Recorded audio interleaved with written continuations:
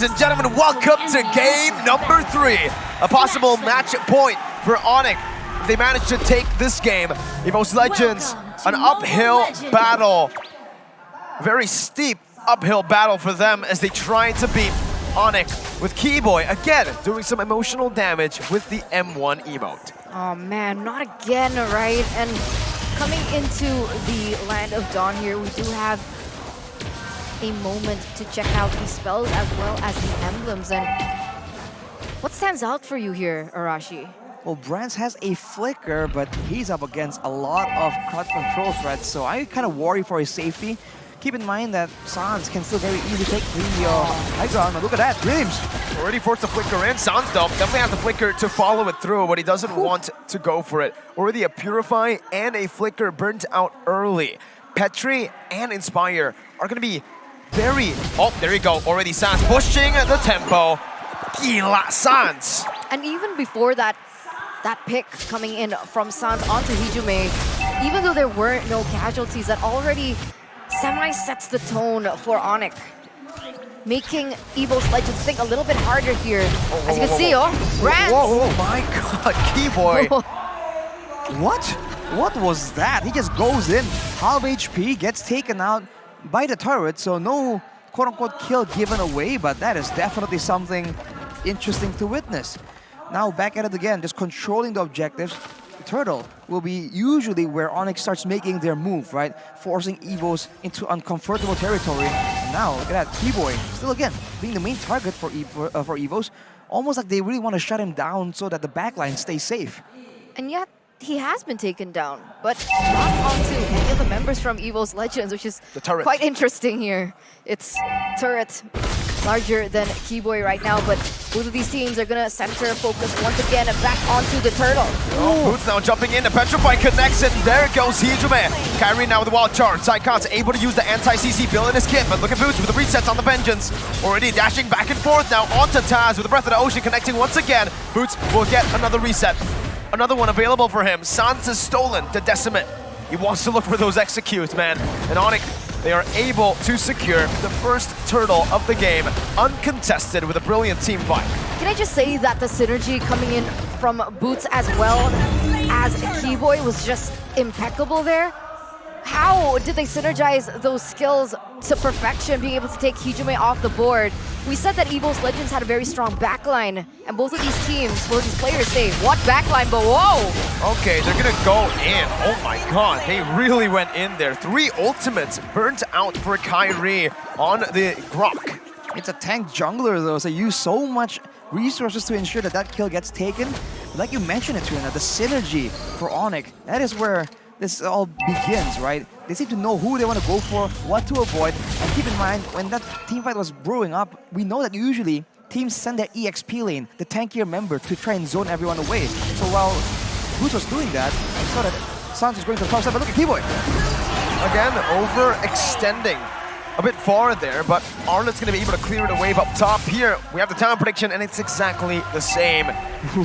Pulung, Ranger Amas, KB, and Mirko. We've gone for Evos. Very interesting. No changes whatsoever. We're never going to change. We do see... Oh. Wait, is that a good thing or a bad thing? Depends. It really, like, right. it's your perspective. Right now, Onic with a 1,000 gold lead here in the 4th minute of the game. The thing is, sure, Evos Legends were able to get a pick onto Kyrie there. You can see through his PD as well, but it needs to be more than that. They need to find kills that they can translate into something else, because if kills is the only thing that's the target for them, Onic, they're going to win in that macro department. Yeah, they have to find like a big picture kill instead of just like random pickoffs, you know, because they took Kyrie, but the turtle was gone. The map pressure was all favoring Onic, so even if they got the kill, they were unable to push waves, they're unable to deny EXP or gold, or take gold platings, gold turrets. So they have to try and do something a bit differently. For Onic though, like I was saying, Sans went to the top side to try and clear the wave so that Boots can be there first. So I think the setup game is still very much in Onic's favor, and now look at Kyrie. Forced to use the wild charge, I believe. Okay, Boots already getting side cuts really low. He's still holding on to the final slash. He goes in there. CW is going to be able to find the kill onto Dreams. The Sans goes back in, but Taz will be able to take him down with a Decimate. Boots trying to go onto Hijume with now Taz caught in the model placement. But it is gonna be Boots who jumps in all the way under the turret. Taz with an outplay as the crowd roars here. But Onic have secured a turtle and now another objective on the board. That's just so much trust happening, honestly, for Onic. Taz was able to get a little trade over that with Boots being taken down, but Onic gets 2 in return. So still in favor of Onic here in the 5th minute of the game. And what I meant by trust was, because their airstrike was opened up, but CW trusted his teammates to cancel it, and on the Melissa, he didn't dash out, but rather he dashed in to put more damage onto that backline. And that's just the layer, the brilliance of Onic here once again. Still, 1,400 gold lead, Arashi. That's just how they play, man. The best crowd control is death, so if they can move up and they know they have enough damage to deter Hijime, they will do so for sure. Looking at the items right now, still leg plays built up instantly for Brands, knowing that he needs a bit more security. For CW, is the exact opposite. Not even Boots available, so he's a lot slower, technically. And he has all that damage, though, and he's going to try and use it. For now, it means that Dreams and Psychots, if they can jump on him, that will be a difficult situation. He has only the Go-Away to work with. Man, and looking at both of the gold laners, right? CW already has 2 items on the board, whereas Beatrix doesn't even have the DOD, only the Fury Hammer for that damage. I think he's behind 1,000 to 2,000 behind as Onic once again putting pressure, but wait! Look at Keyboy, able to find the flanks as Kyrie was just a bait. The Divine Judgment comes down. Psychos with the Bravest Fighter now onto Keyboy. But he will be able to sustain back up. Kyrie with the wild charge, only onto the wall. Psychos able to clear the wave. Hijime gonna be engaged on. That's some bursts coming in. Hijime pops the Purify defensively. So they will be able to survive up top.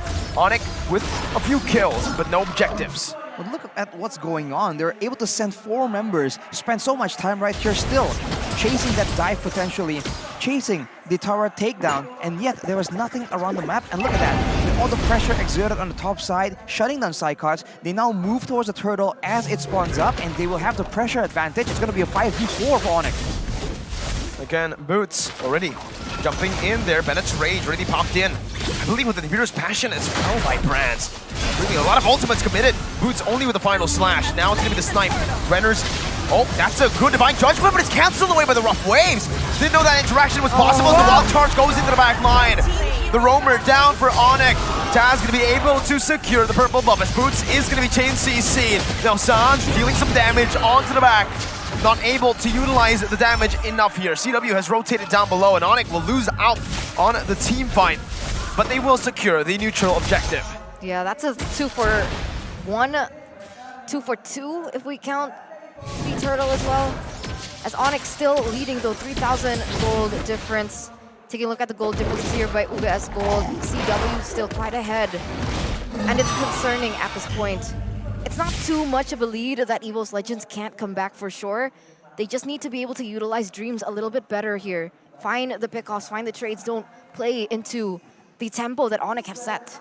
I think what is impressive for Onic is not just how you're able to win in these early engagements. We're talking about how the gold lane was just, the gold difference was kind of expanding, and it's not because of kills, right? And this game is actually even 6-6, and yet Onic, every single one of their important members have a significant gold advantage, about 500 to about 1,000. But the fact that they're able to do so without getting all those kills just means that something is just going so much better. The rotations, the control over the neutral objectives of their opponents, right? They're able to pressure them away. And if you look at their jungle, for the most part, everything has been able to be secured. So if Taz wants to try and go for a counter jungle endeavor, it's just too difficult. Franz taken out there. A beautiful Divine Judgment by Dreams.